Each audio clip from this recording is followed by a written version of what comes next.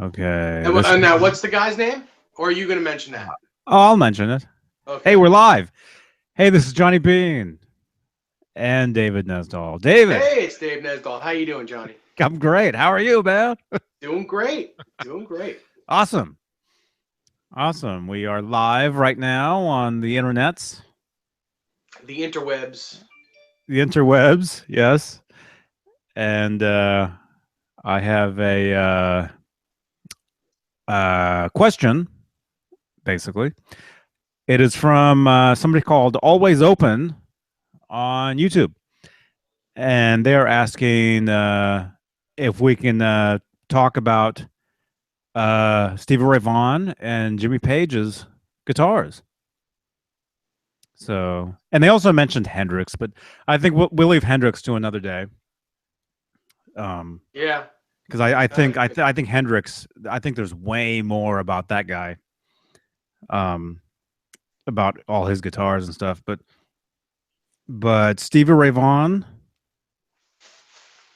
What do you know about Stevie Ray Vaughan's guitars? What do you Well, there's probably about 5 or 6 iconic guitars that he's used through his career.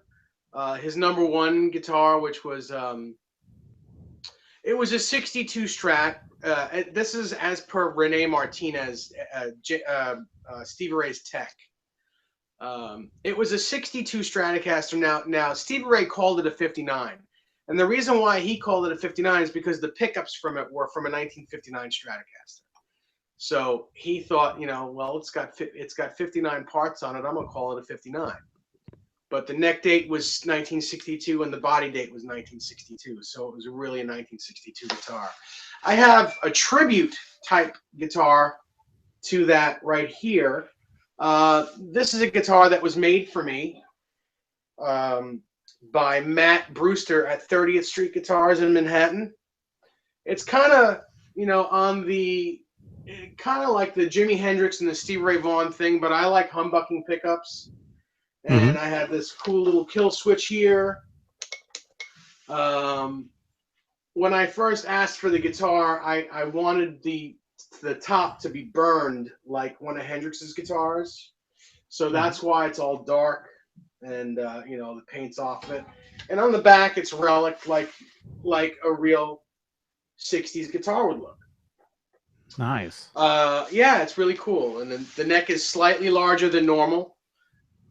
It's got this is a Brazilian rosewood fretboard. It's just a great guitar. It's very light. It's very resonant. And it originally had a greenish guard on it, but I changed it to black because I wanted it to kind of look a little more like Stevie Ray Vaughan's guitar, or at least like a tribute to it. Anyway. So his main guitar he's had it since almost the beginning of his career. I think he had like a 55 Strat or a 56 Stratocaster that he traded for that guitar because he liked it better. It was in a small music shop. The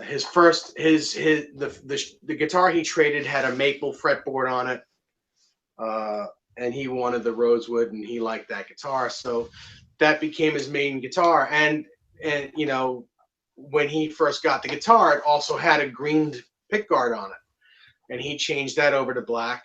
And somewhere, I want to say in 1985 or 86, somewhere in there, all of the chrome hardware got changed to gold hardware.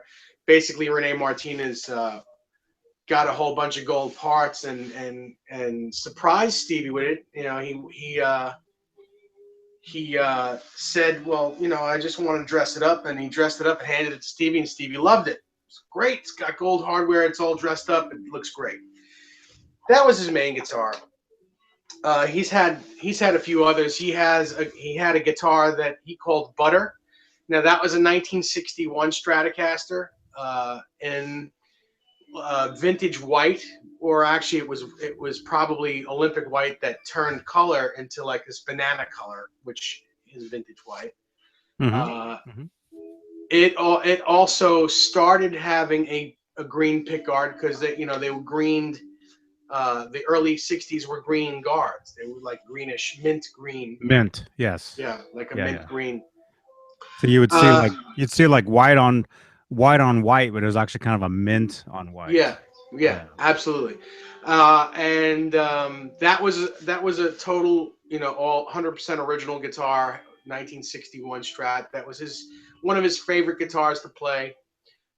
He somewhere in the mid '80s, or maybe in the like '87 era, he changed the pickguard to a red and black tortoise shell and put his initials on that guitar as well. He had a Strat that I believe was also a '61 or a '62 that was Dakota red color. And when the neck broke on his main guitar, when the trussing fell on it towards the end of his career, towards the end of his life, he took the original neck that was on the red Strat and put it on his main guitar. So from there, he took another neck that probably, I don't know if it was a custom shop neck or if it was just a neck from another guitar, but it was a left-handed neck. It had an upside-down headstock on it. Put that on the red guitar. So those are three guitars that he played. He also had an all-white Hendrix style Stratocaster. In fact, I think it was called the Jimi Hendrix Stratocaster that came out, that Fender put out, I believe, in the early '80s. Also, in the mid '80s, Stevie Ray Vaughan used this guitar. It was all white, maple neck, big headstock, upside down. He used that guitar a lot. He had. I'm sorry? That was the one with the lipstick pickups? No, that's a different guitar. That's the Charlie guitar. He bought that guitar at Charlie Wirtz. It's an all-white guitar, all-white Stratocaster, and the headstock was painted white, and on the headstock it says Charlie. It has lipstick pickups like a Dane Electro. He had that most of his career as well. He got that I guess in the '83 or '84 era, and he would play songs like Couldn't Stand the Weather on it, basically whatever he wanted. I remember him playing that guitar a lot during concerts. Like, he would start off with his main guitar, this style, and then somewhere in the middle of the concert he'd change to that guitar and play it quite a lot. And the thing with that guitar was it was ear piercing. Those lipstick pickups were very ear piercing. But he loved the way it sounded, and quite frankly, it did sound great. It was just, a very bright, very in-your-face sounding guitar. He had the guitar that he called Lenny, which was a parts guitar. It was a vintage guitar from the '50s and '60s. I think the body was from the early '60s, and the neck was a maple neck from the '50s. His wife had bought that guitar for him, his wife Lenny, so that's why he named it Lenny.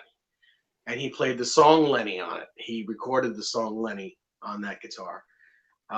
Didn't Fender make a replica of that? Yes, Guitar Center bought that guitar at an auction, along with Eric Clapton's Blackie and the Eric Clapton Red 335 that he had in cream, along with one of George Harrison's Zematis guitars, and the Lenny guitar. I think the Lenny guitar went for $200,000 or something. I think that was the auction, however much they paid for it. It was a lot of dough.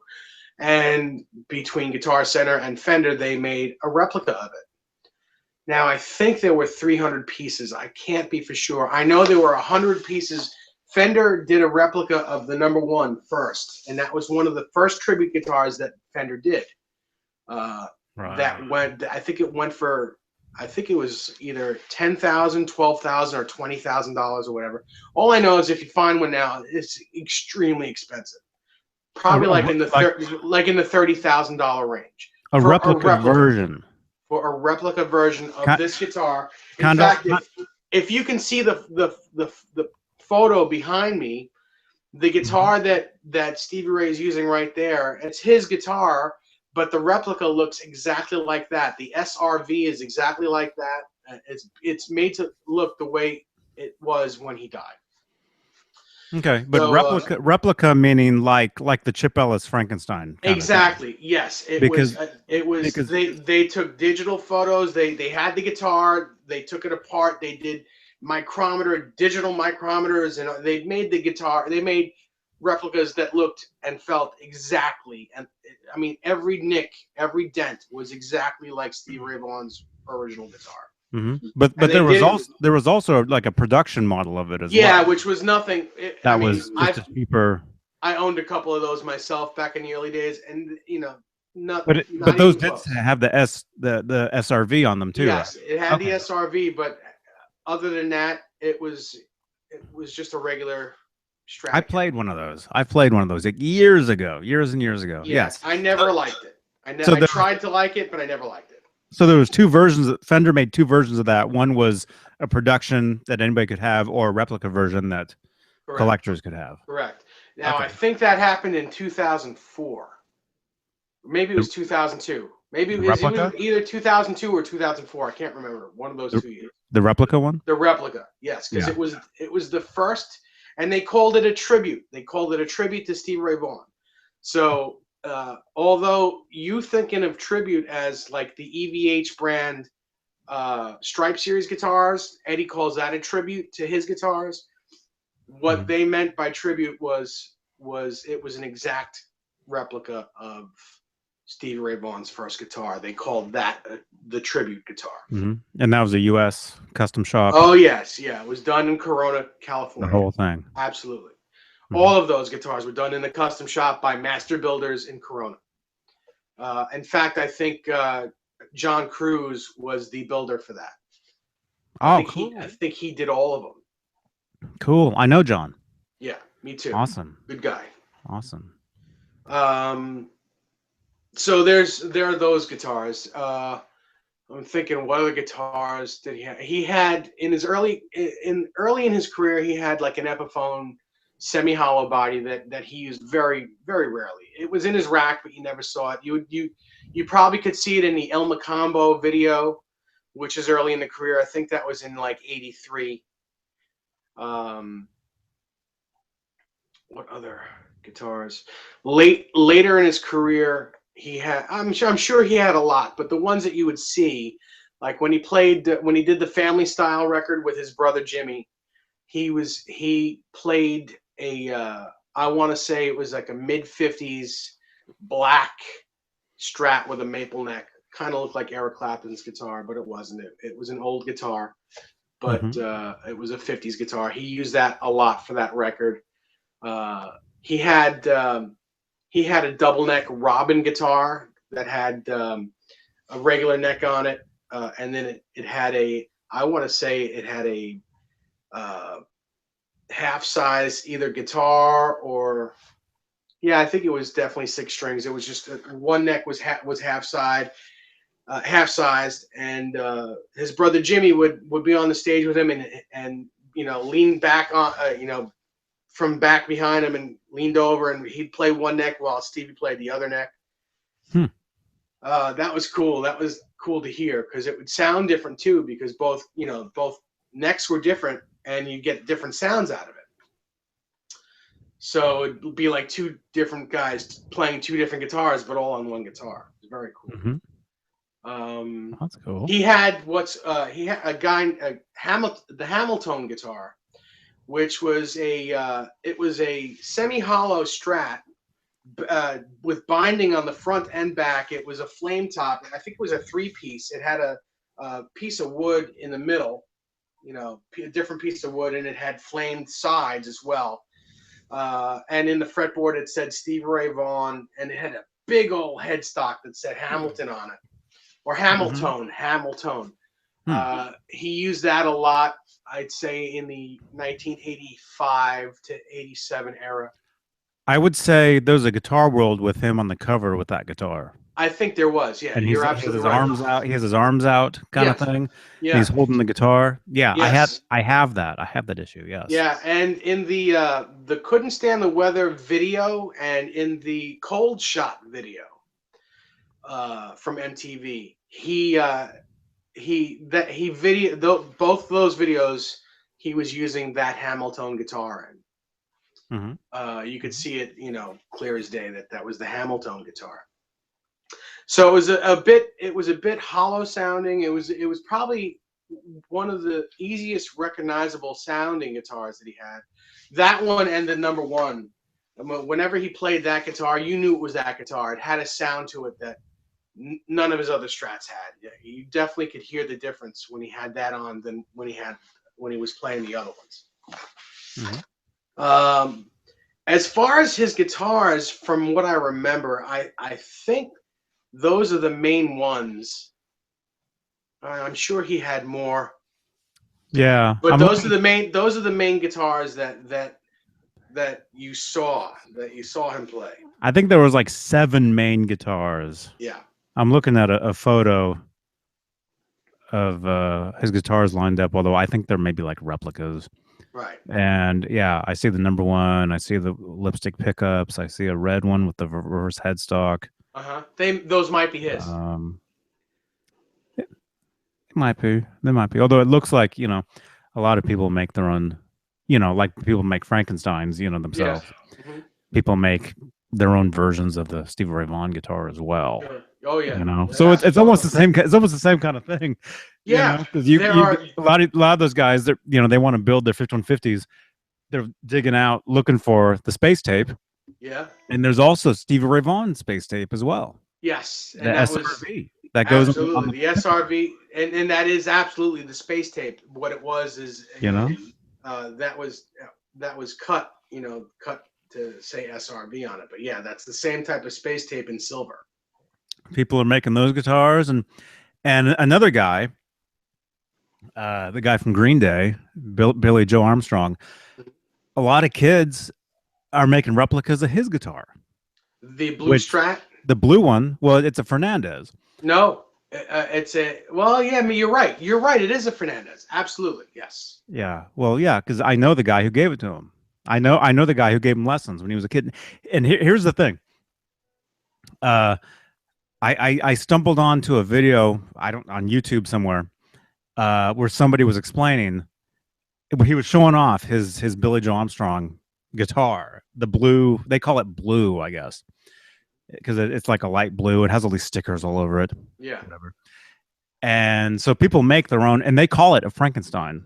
Actually, that's what it's known as, I guess. Sure. And so I just happened to comment on there. Oh, cool. Yeah, I know the guy who gave him that guitar, and immediately I'm getting bombed left and right by people. BS, you're lying. Shut up. You're a liar, blah, blah, blah. And it was just relentless, right? You're lying, man. The most I've ever been flamed ever on the internet was from this one comment.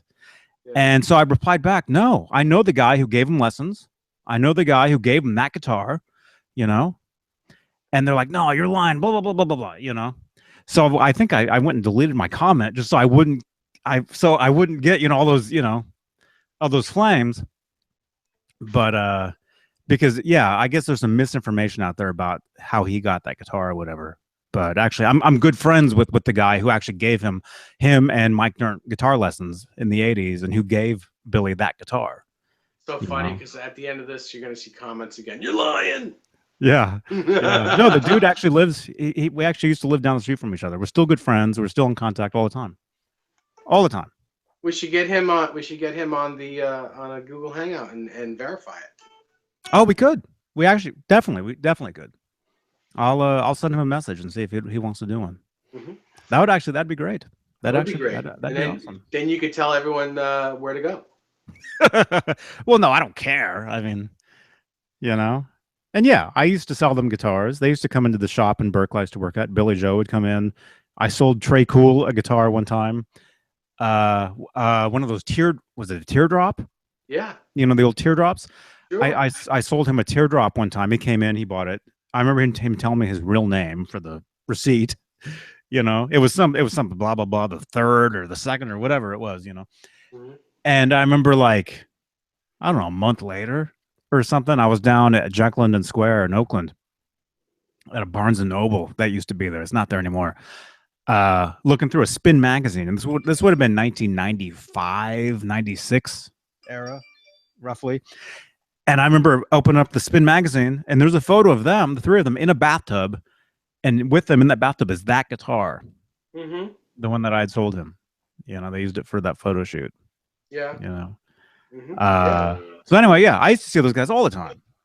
All the time. You know, they were That's local. cool. My sister's friends were in their music videos, blah, blah, blah, blah, you know, all that. So, but, you know, that was like 20 years ago. It's been a while, but what was I saying? So anyway, so as far as, you know, replicas or tributes or whatever, yeah, people make replicas or tributes of their favorite players' guitars. Stevie Ray Vaughan, Mm-hmm. Green Day, Van Halen, obviously. You know, that's everywhere. Whatever. There's people even make tribute, you know, replicas of Tom Morello's guitars. I mean, Oh yeah, sure. anybody who has like a signature or a really unique guitar. Yeah. Anybody who gets somewhat popular and has like a unique looking guitar, people want that guitar. They want a copy of it for themselves. Mm-hmm. You know. Yeah. So you see that. You see that everywhere. Everywhere. So I guess companies like Fender, Gibson, especially like in Japan back in the 80s, ESP, they were making total replicas of all these guitars. You know, you'd see them in the magazines and the Japanese young guitar magazines. Do you remember those ads? There'd be like an ad of like a photo of like hundreds of guitars, and you would see like copies, like the 5150 Kramer, the Stevie Ray Vaughan #1, I remember Clapton's Blackie, you know, whatever, you know, Hendrix, you know, all these guys. So see, it's very interesting. It's like a way of life for people. You know, and I include myself in that way of life. You know, it just happens to be Van Halen, but yeah, it's crazy. Although I do know a lot about, you know, these style guitars and, you know, and their owners and stuff, and you know, I know a bit about it. I wouldn't say I'm as learned as I am with the Van Halen stuff, but I do know a lot. You know, if anyone has any questions about stuff that they'd like to know about, you know, Stevie Ray Vaughan wise, or, you know, Jimmy Page wise, or the guitars that they used, even Hendrix, you know, you can ask me questions. I'll be happy to answer them. And if I don't know something, I'll find out, because I've got friends that are actual aficionados that know these people as well.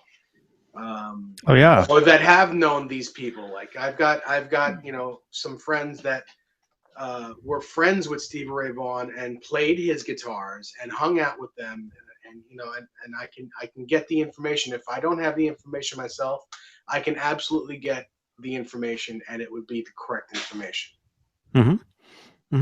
Hey, Brent Cohn chimes in. Cool. He left a photo. He left a photo. I posted this video in Guitar Universe on Facebook. He left a photo of him. Looks like he's making his own Frankenstein. Nice. Making his own guitar. It's a photo of him painting. Oh, there's the actual guitar. Okay, I see it. Very cool. I see it. Cool. Yeah, here's his guitar. I can't see. Oh, hang on. Let me get to you. Yep. You can't even see me. There it is. There. Yeah, I can now. Yeah. There's his axe. Cool. Now he's laughing. Here he is when he was painting his guitar right there. Yeah, nice. There he is right there. Cool, man. Hey, Brent, thanks for checking in. Thanks for watching. We got 10 viewers. Great. People watching the stuff. People are waiting for the Van Halen conversation, and they're going, "What? Stevie Ray Vaughan? What's this?" Well, we do know the same two guys. Yeah, we know a few other things. Yeah. you know, besides Van Halen, but especially Dave. I mean, Dave, Nesdall, he knows a lot about a lot of different guitars, different guitar players, and that's, I mean, that's it's amazing. It's amazing. I mean, like I was telling you off air, you know, I know, you know, this and that about Stevie Ray. I know more about Page. You know, we were going to talk about Jimmy Page. You know, different. Well, I was just telling you stuff about Green Day, which you would never expect me to even know. You know. Well, other than you lived in the same area, yeah. Oh yeah. We live in the same area. What's up? It is a Fender Starcaster. Okay, cool. That's his guitar. It's a Starcaster. Oh yeah. The headstock. Check it out. Yep. Right there.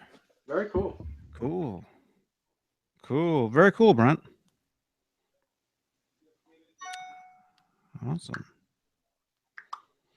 Cool. So, anything else about Stevie Ray, or do you want to talk about Hendrix? I think that kind of for later. But Page? Yeah, that kind of covers the Stevie Ray right now, unless other people have questions. Do you know a quick story, real quick? Just anything? Sure. I got to go run in that other room for 1 second. I'll be right back. If you want to say anything, because we're on, you got 12 people looking at you. I want to say that my Les Paul is out of tune. Okay. I didn't have a chance to tune it. I just brought it in here, and it's. Okay. I'll be right back. Give me like 30 seconds. Sure. So let's talk about Johnny now. No, I'm just kidding. Yeah, so what we'll do is we'll talk a little bit about Jimmy Page and some of the guitars that he's used in his career. Like this guitar, which is a 59 Les Paul. That still has a lot of red on it. Kind of cool. Flame top. Let's see if I can get a better...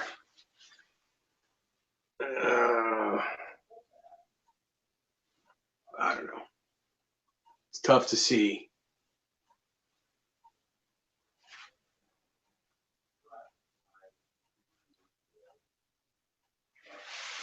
Anyway, you can see how used this is.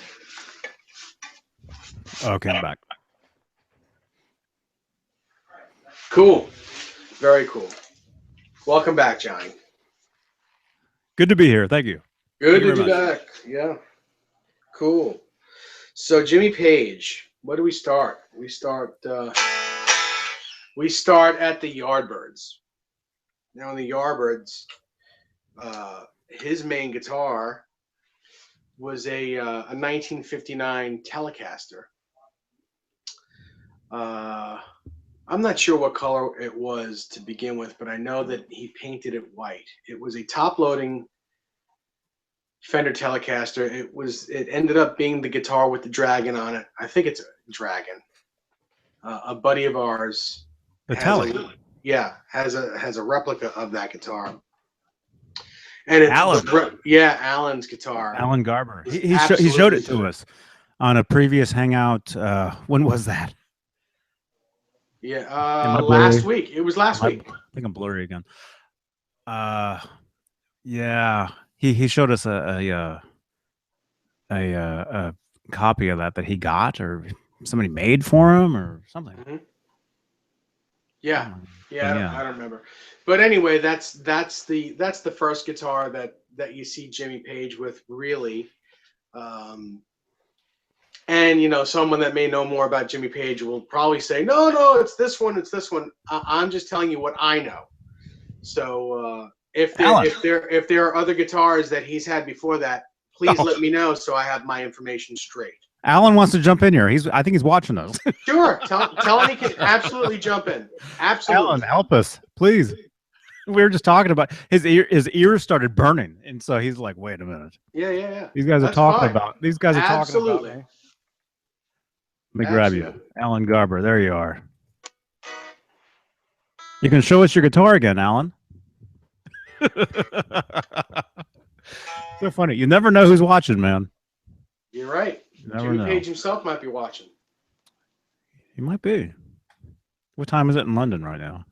I don't know. He's probably, if he's watching, he's probably like, that guy, he's so wrong. It's about midnight. About midnight there. And that yeah, bloke is wrong. My guitars don't. I didn't have that guitar first. I'm blurry again. Hello. There I am. Alan, where are you? Oh, it's 4:20. It's 4:20 right now, so. Paul Roden. I have a Gibson SG and a Chinese Les Paul that Sorry, I have to open the app to read the rest of this. Yeah, Paul Roden's watching us. Nice. What's going on, Paul? See, this is not a Van Halen chat, so he can't say Rodden. He has to say Roden. It's different. Oh, is that the same guy? I thought there were two different guys. I thought there was a Paul Rodden and a Paul Roden. Where did you leave that comment, Paul? I can't find it. And Alan, I sent you an invite. Come on, Brand.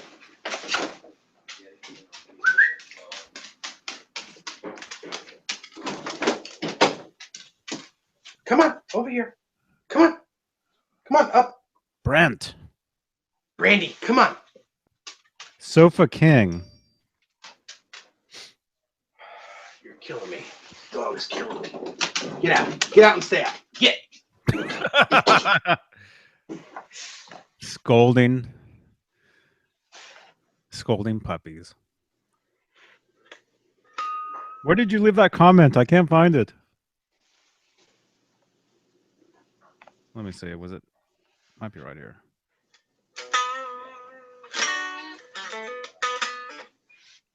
What else? Oh yeah. Where's Allan? Waiting for him to get up here. I sent him an invite. Alan, hurry up. Our viewers are dropping. Oh, either that, maybe they're dropping because Alan's coming in. Oh, maybe we shouldn't let him in. Oh no, not that guy again. I'm just kidding, man. Oh yeah, I remember you, Faraz. How you, Johnny and David? How are you guys doing? Hey, Faraz, what's going on? Great, everything's man. all right over here. Great. I remember Faraz. I remember you. You talked to us on another video. Where are you at? You were like in where was it? Somewhere far away.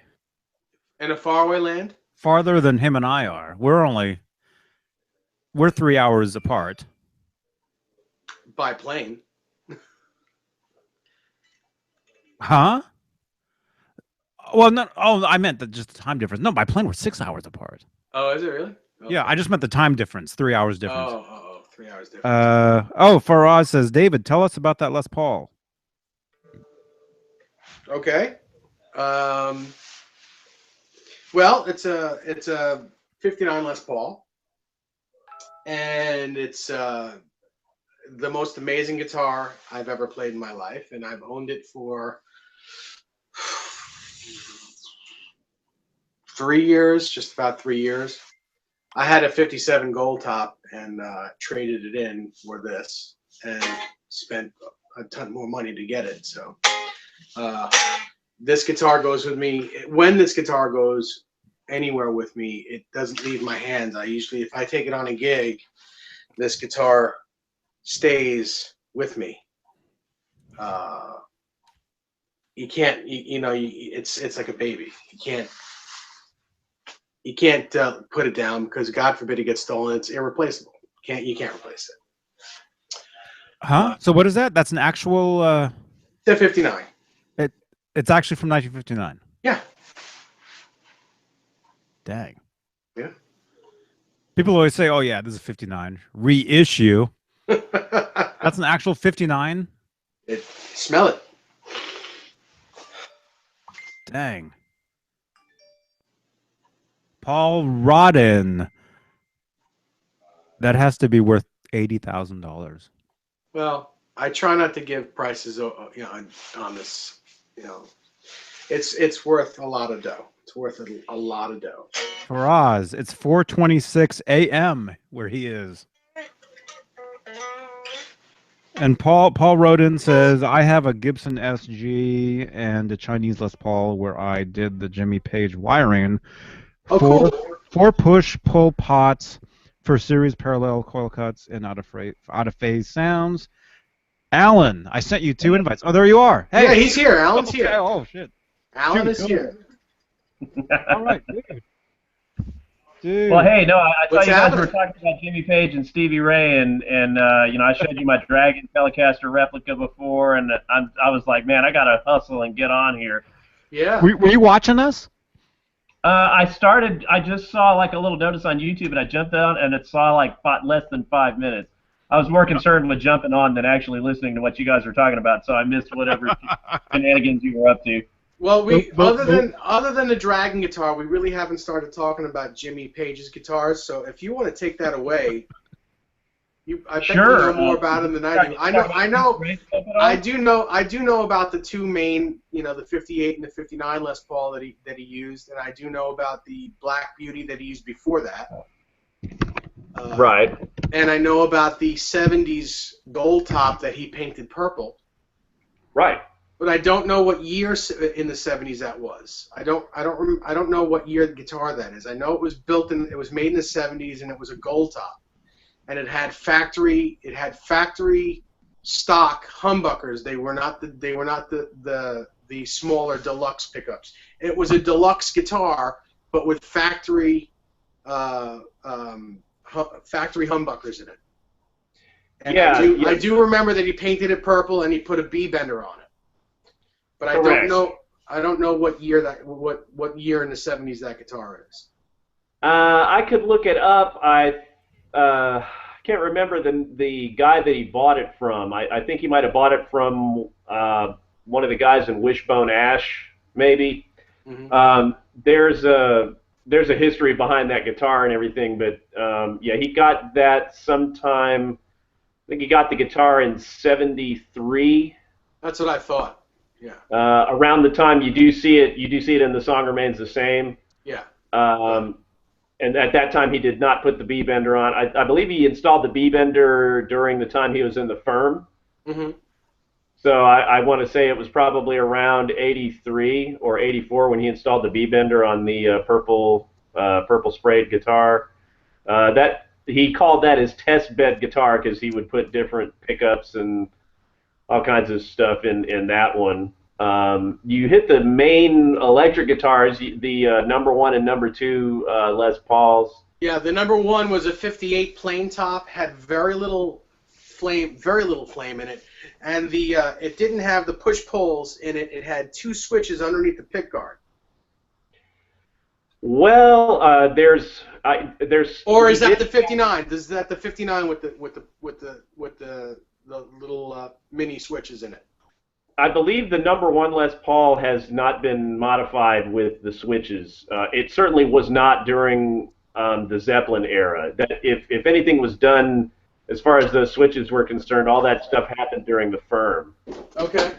So to my knowledge, he didn't actually have any push-pull pot stuff going on in either of those 2 guitars, or the purple guitar during Led Zeppelin times.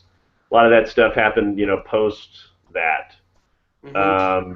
Funny thing is, you never see him playing the 59, which is the lighter colored burst. It was more of a lemon burst color with a beautiful flame top on it. You never really see him playing it in any of those Led Zeppelin concerts, or at least not on the video parts. He basically played that 58. With the exposed humbucker and the bridge. Right. There were some different humbuckers that had been in and out of that guitar, but yeah. That was the number 1. Really was his number 1, and he played that one the vast majority of the time. The number 2. You see the number 2 Les Paul, which has more of a nice a little bit more flame and a little bit more of the. I would say a bourbon burst, maybe not quite, but it's a little bit more fancy looking than the number 1 Les Paul. Like you say, it is almost like that one's almost like a lemon burst, like you talk about. But Yeah, you see that number 2 Les Paul you see in Earl's Court at 75. He tuned that one down to the Dadgad for Kashmir, and he used that Les Paul to play Kashmir at okay. Earl's Court. So That's you'll cool. see that guitar. If you watch the, I can't remember.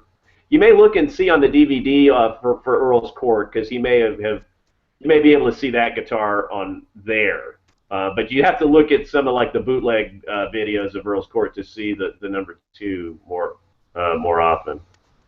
Yeah.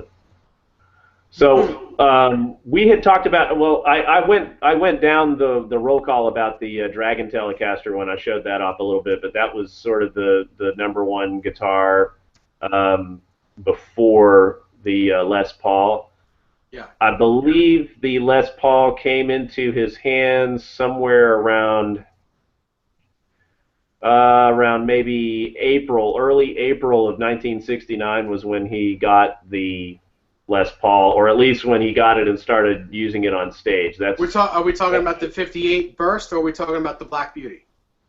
The Black Beauty was well before that, but he did not really. Well, he used the Black Beauty on stage in 1970.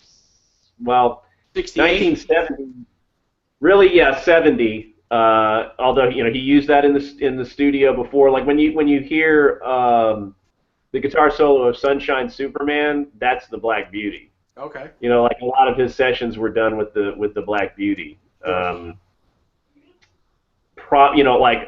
I would hazard a guess that he might have used the Black Beauty on With a Little Help from My Friends. Mm-hmm. Maybe, but I would think it was more of those goofy pop sessions that he was doing where he was using the Black Beauty. Cool. And you may have heard. Did you hear the whole deal with like he actually has gotten the original Black Beauty back? I heard about that. Yeah, just recently, no? Yeah. Yeah. Yeah, it was stolen in 1970, and it hasn't. I think I understand he got it back a couple months ago, but it's just now come out that he actually did get it, and I believe that Perry Margoliouth, the big collector. Yeah, I know Perry. Yeah, I believe, and I don't really know. I think somebody might have sent him an email or whatever, but I haven't heard anything about it yet. But there's more story to that. But I think that Perry somehow found it and put it in Jimmy's hands because they are friends. Perry Margoliouth also had given Jimmy a nice J200 that was very similar to the one that belonged to Mickey Most that Jimmy used to record the first album and White Summer on the Yardbirds Little Games. Mm-hmm. That's a really super cool guitar. Perry was able to not find that original one because the original Mickey Most J200 was stolen from Mickey Most, and God knows where that guitar went. But Perry was able to find another J200 that was very, very similar, that was made during the same time, that had the same features. That J200 was a really cool guitar. It was one of the ones that had the metal Tune-O-Matic style bridge, which is very unusual for a J200, and people didn't like those guitars. They were sort of a failure. Most purists about Gibson tone and Gibson acoustics and J200s in particular think that was a big mistake. Like those guitars were, the bottom of the barrel when they put those Tune-O-Matic bridges. Right. But the proof is in the pudding, because you'd be hard pressed to find any better acoustic recordings than White Summer from Little Games and the entire acoustic tracks of the first Zeppelin album. I mean, it's it's so amazing. I mean, you put some compression on that guitar, and it's a dream. It really is an amazing guitar. Yeah. While we're on the subject of the acoustics, give me a minute, and I will pull out one of my other cool Page guitars. I'll be right back. Okay. Awesome.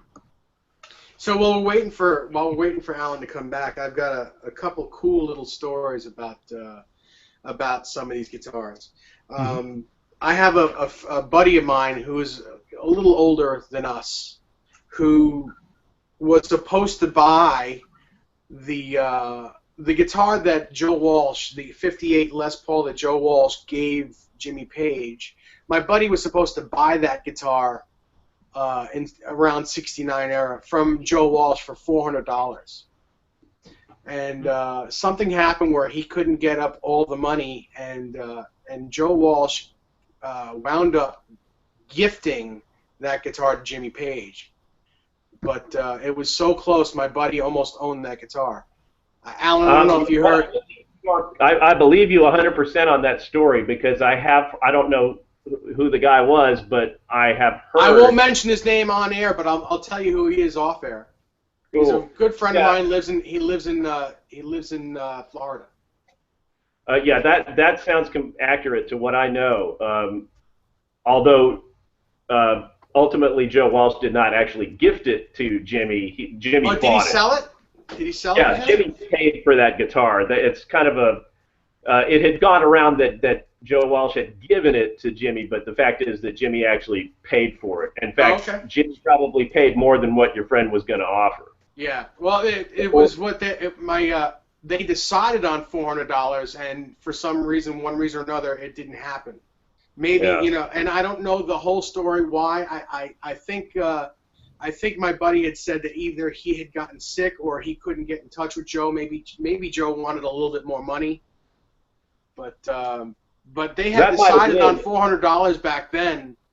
And Jimmy was notorious about not, he still is pretty stingy with his money, and he probably didn't overpay for that Les Paul. He may have actually paid exactly that amount of money, but I'm sure it was somewhere around that amount of money that Jimmy paid for it, and but obviously that was a big deal in Jimmy's career, needless to say. That was crazy.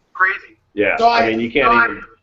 There's so much that was done with that guitar. I mean, you can't even begin to go down that road. But yeah, so we were talking about Perry Margoloff's collection a second ago, and in his collection, he's got a few 50s, late 50s, 58, 59 bursts. And a few years ago, I went to his studio in Glen Cove, where I live, with another friend of mine, Andy Alador from Guitar World magazine. Yeah, they're buddies, and I've known Andy for 25 years now. So I went. Wow. I think Andy had to do a track for Perry where he needed someone to sound like Johnny Winter, and Andy can do the Johnny Winter thing pretty darn well. So I go to the studio with him, and Perry brings out his 59 that he's owned since he was a kid. He's a only owner of, and then he brings out the which I played that guitar. It's amazing. What 59 isn't amazing? And then he brings out the 59 Les Paul that was Jeff Beck's guitar from the Truth record that had gotten stolen. Oh. And wow. When I played that guitar, he said, "Here, check it out." And I played that guitar, and whatever hair I had on my body was standing up on edge. That guitar was so crazy. It was crazy. And wow. I wasn't allowed to take any photos with it. It is what it is. That guitar is in his collection. He had called Jeff Beck up to say, I have your guitar, and Jeff wanted it back. Jeff wanted him to give it back to him. He didn't want to buy it back. He wanted to give it back. He wanted Perry to give it back. He's like, "Are you crazy? I just paid like bazillions of dollars for this. I'm not giving it to you. No way. You want it? Tell me what you're willing to pay for it, and I'll give it, and you can get it back. But until then, it's my guitar." Right. So, wow, that's amazing. Pretty cool story, huh? That's an amazing, cool story. Yeah. Man, I've got so much that I could puke out about Page and Stevie Ray that we'll have to do this again another time, because I've literally probably got like 20 minutes before my wife comes home, and I've got to have food on the table, and I've got my baby watching cartoons downstairs. Yeah. I hear you. When the word food gets thrown around, I'm there too, and I have to go to my parents' house to get fed tonight too. Especially when she says steak. You want steak? I'm like, yeah. Okay. Oh yeah, I'm there. Well, I'll tell you as a quick aside. I know I now know what you're talking about when it comes to real bursts. I have been playing since I was 8 years old. I'm 43 now. I have never actually touched much less played a real burst up until about a little bit less than a month ago. I went to see JD Simo, who Oh, you cool! know. You played a 60. I played the Candy, the 60 Sunburst, and that Beautiful thing was, guitar. Yeah. I mean, I'm verklempt. It's just amazing. That Yeah. guitar was everything that I dreamed it would be. You know, it's like it's indescribably perfect. Yeah, the cool thing about that guitar is the neck is not as thin as a normal 60. It's a little bit more on the 59 side. It's a very early 60, so it still had the 59. You know, it's kind of big in the back, where most 60s are very thin. Well, I'll say this about that guitar. My only experience with the Les Paul was playing the one that I used to have. I used to have a 57 reissue gold top that I bought in 1988. And I played that quite a bit, and that had the big old fat neck, and it was especially up towards the heel was just, yeah. I mean, extremely They've difficult. fixed that since then, yeah. Yeah. So that's the only Les Paul that I really knew about, and I played that guitar. So when I went to play JD's Burst, I was shocked at how amazing it was to play up high at the heel. Yeah, very easy. On my Facebook page, you can see me playing. I've posted some pictures of me playing that Burst. And my hand is drawn up to play up at the heel area. I mean, I played the solo that A Whole Lot of Love on, and it was just like, oh, it was like right there. It was butter. And of course, JD plays, yeah, it was right up there, man. And having been used to playing that really huge, horrible fat heel on the 57, it was just, so to me that, if there's, I've never actually played a real I've never played even a reissue 60 profile, like a true 60 profile. So to me, when I played Candy, it was like, wow, that was a thin, super thin neck to me compared to what I was used to playing. Yeah, but still, what you might consider thin back then, Gibson's never had super big necks. I don't know why Gibson made all the reissues have crazy big fat necks. Even the 60 reissue is bigger than it's supposed to be. Really? But, wow. I'm a novice on Les Pauls and Burst, even though I had one and played one for a real long time. Like I said, they were never really huge. They were never really huge. I would say that a true 59 Burst would be more.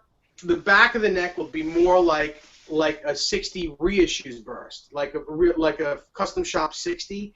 Because they didn't get that right. Because a 60 is small, but it's still not a real. It's not as thin as an original 1960. You got to think. Like those Ibanez. Like those Ibanez necks. They're super duper thin. Yeah. Well, a real 60 Burst is going to be just a tiny bit fatter than that. Not much. Wow. Really thin, like really super thin. All right. And a 59 is going to be, it's going to be like a D neck. It's not going to be a big C or a big U. It's going to be like a D neck, which is, a little bit bigger than a 60 reissue. Maybe like a regular 60 reissue. It's big. And then 58s are usually the profile of a 59 reissue. Because they do still go in increments. Big, smaller, smallest, but still, they're across the board. They're still way too big. All the reissues. Wow, that's interesting. So a 60 issue would really be like a real 59. Okay, and which would be more comparable to what JD's guitar is. Yeah. Mm-hmm. Okay, cool. Because that was like I am still just, my heart is like palpitating thinking about it. It was really an experience to play that guitar, and of course it was set up perfectly. No matter what I did, there was no way that I could knock that guitar out of tune. It was perfectly in tune after me doing like 2.5 step bends, and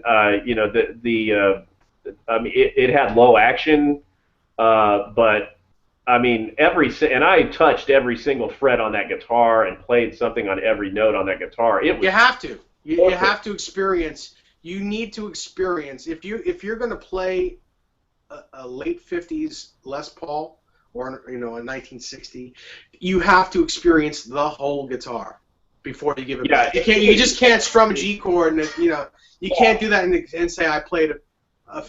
You really need to play the guitar because and I will tell you, Bonamassa is right.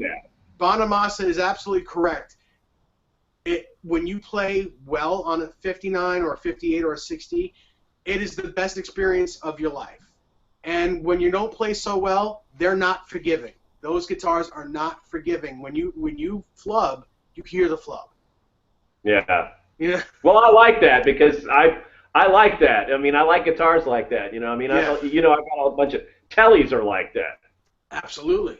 When you know how to play a telly, it's like the best bouquet of red wine you could actually imagine.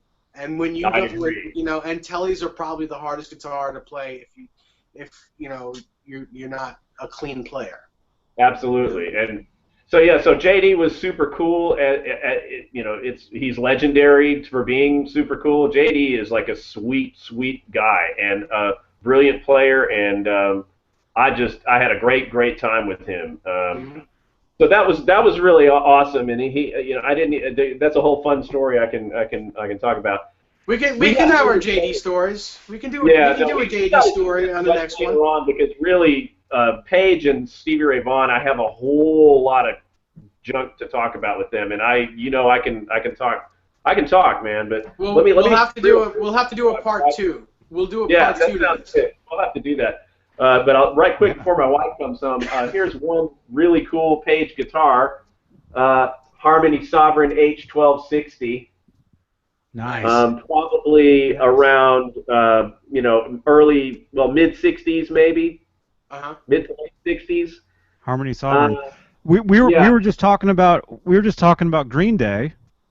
I was telling Dave how I used to sell those guys guitars at the shop in Berkeley I used to work at 20 years ago. Right. And Billy Joe came in and bought a Harmony Sovereign. I remember that. Oh, yeah. That might have been actually what he used on Time of Your Life, actually. Well, this guitar... He was buying guitars right before they recorded that. I wouldn't put it past him because there's different models of Harmony Sovereigns, and this particular one, the H1260, is the one. This is, obviously, it's the Stairway to Heaven guitar, which most people know. What most people don't know is that this is the guitar that's on the entire third album and on the entire fourth album. So, needless to say, those are some pretty decently recorded and famous acoustic guitar tracks. We're talking. This is That's the Way. This is Gallows Pole. This is Hats Off to Roy Harper. This is Going to California. This is The Battle of Evermore. This is every 6-string acoustic guitar track. This is Hey Hey What Can I Do? I mean, this is a really cool guitar. I might give you a link to where you can hear this guitar in action. I recorded a version of Bron-Yr-Aur, which was almost certainly recorded with a Harmony H1260. And that came out kind of cool. You can really hear what that guitar sounds like in that clip. So I'll probably shoot you a link to my YouTube clip of me playing that song, so you can hear what that sounds like. I really love this guitar, and I recorded another thing with it. I recorded a version of Embryonic Journey by Jorma Kaukonen from Jefferson Airplane's Surrealistic Pillow album with this guitar. This is a great recording guitar, the end, period. And Jimmy wrote a lot on this guitar. He used, when he met with Robert at his house to go over his arrangement of Babe, I'm Gonna Leave You, he was playing this guitar. When he came up with his arrangement of Babe, I'm Gonna Leave You, he was playing this guitar. Oh yeah, those are amazing acoustic guitars. Yeah, I got really lucky. Got it off of eBay for it had a couple of things that need to be done to it, but I think I paid $700 for it. Yeah, I paid $700 for it. Well worth it. First flat top acoustic I've ever had, and it's just fantastic. So that's one cool thing, and here is another while we're on acoustics and Zeppelin. Yeah, those are great guitars. Let's see. Amazing guitars. The harmonies. Okay, so here's another cool one. It's a Giannini 12-string. This is a later version. Jimmy actually picked up his. He had, I think he had at least 2 12-strings and at least 1 6-string Giannini Craviola acoustic, which I believe he got in Brazil circa 1971 or 72. There's no telling what guitar was used to record the 12-string track for Tangerine. You know, that could have been, there was another couple of ones that he had kicking around, but I think it may be likely that he used the Giannini to record Over the Hills and Far Away, the 12-string tracks on that. But this is a super cool guitar. It's a 78.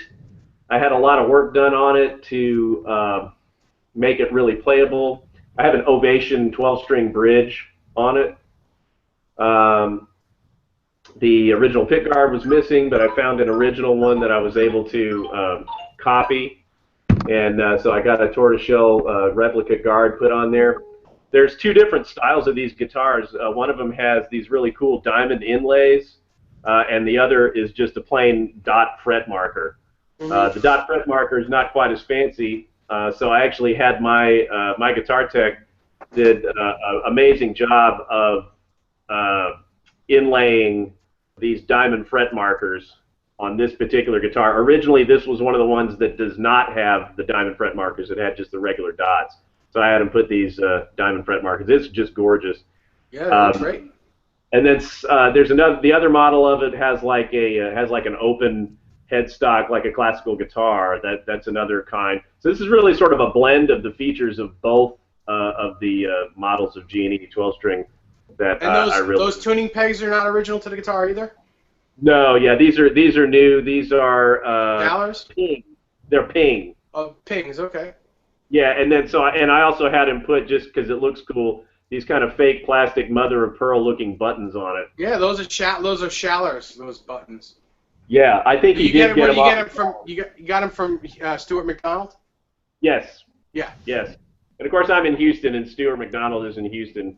So it's pretty easy for us to get the stuff really quickly. So Sure. That's a cool thing there. I love this guitar like you wouldn't believe. I played the crap out of this live. I put a Martin Thinline Gold pickup in it. There's the jack for it, turned it into an electric acoustic. I use this live for all kinds of stuff. It really is a cool looking guitar on stage too. People are like, "What the hell is that?" You know. Mm-hmm. Linda Perry from Four Non Blondes used to play a 6-string one. You can see that in the video for their song "What's Up" from the 80s or 90s, whatever that was. Yeah, sure. 90s. I remember them. I think they were from here. I believe they are. Yeah. Yeah, Bay Area. She did all right for herself. Mm-hmm. Who would have known that little song, that woman was a successful songwriter, you know? Yeah. Yeah, she's done a lot of stuff since then. I think she worked with. Oh yeah. Aguilera was beautiful. She never died with that one. Mm-hmm. Let's see what else. I got.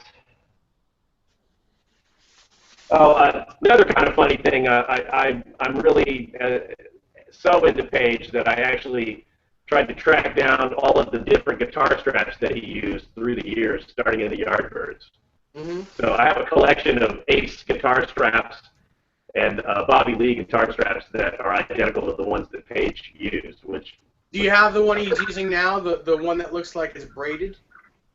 No, that one was a custom strap that he had made by somebody else. But I have the old, and I'll have to show them to you. But I've got all of the straps that he used starting in 1967 with the Yardbirds and going through every Zeppelin tour.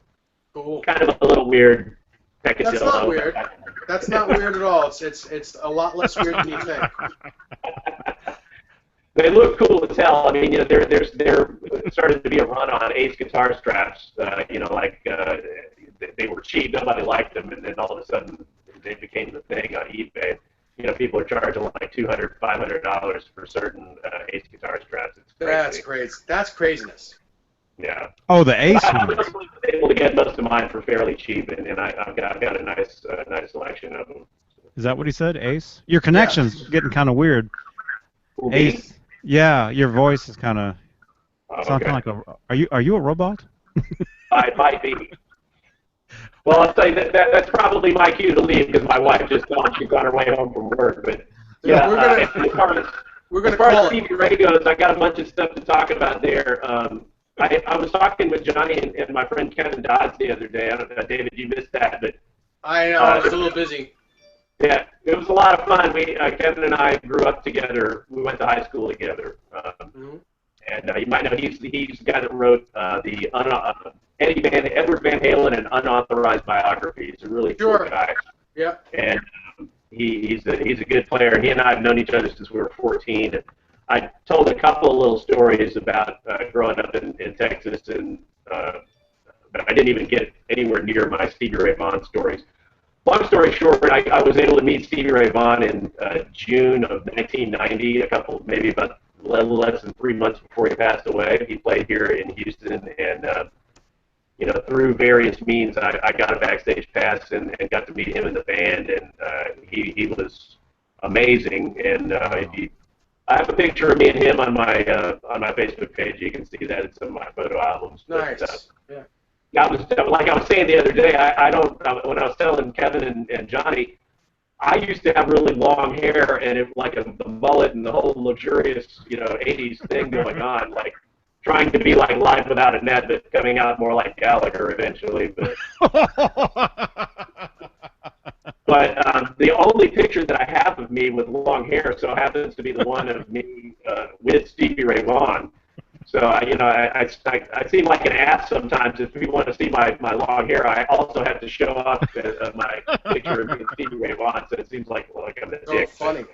Yeah, but yeah, I met him right around my 18th birthday. I met him like 2 days after my 18th birthday, and it was something that my mom kind of put together. My parents are social workers, and my mom and dad they're divorced, but my mom's does certified drug and alcohol abuse counseling, and she helped out a guy that was a part of Stevie's management, and that guy was really grateful to my mom, and it just so happened that I was a big Stevie Ray Vaughan fan, and you know, my mom told him that, and he got us backstage passes, and it was really super cool. I met a lot of cool people there. Of course, I met the whole band. Met Joe Cocker, T.M. Stevens.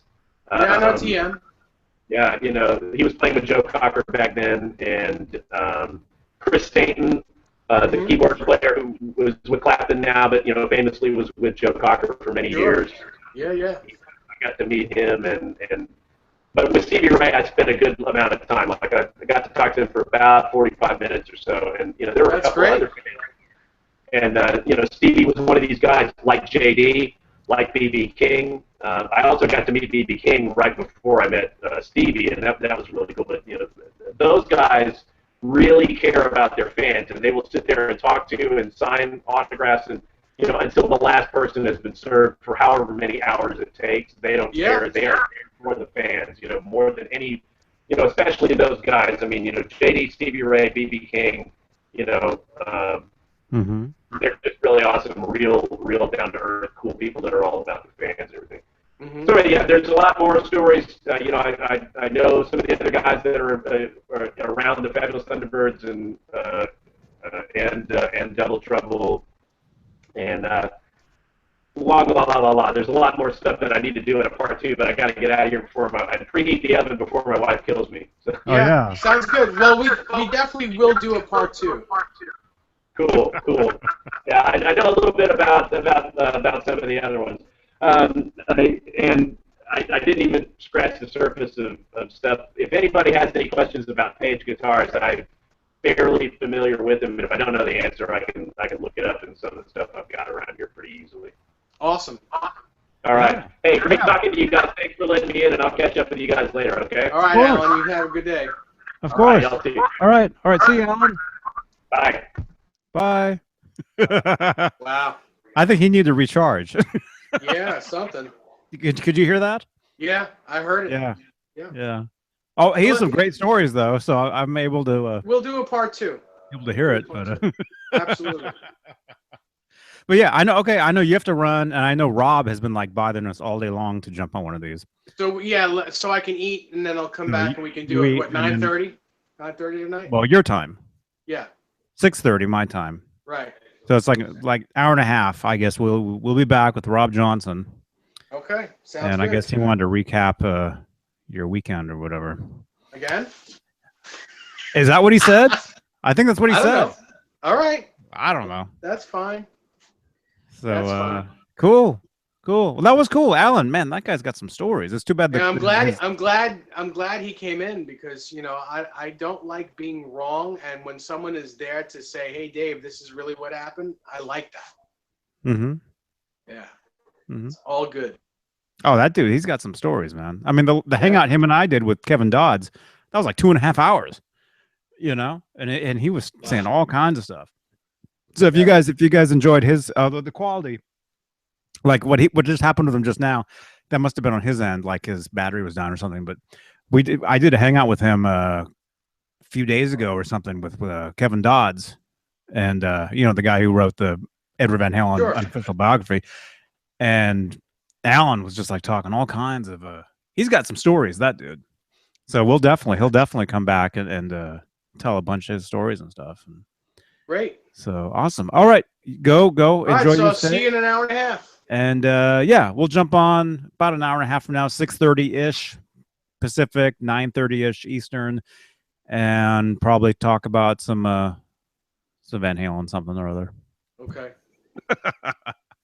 So cool. All right, David Nesdall, great talking to you, man. This was cool. This was awesome. Allan, thank you very much, Allan. Brent Cohn, thanks for chiming in on Facebook. Paul Rodden, thanks for chiming in.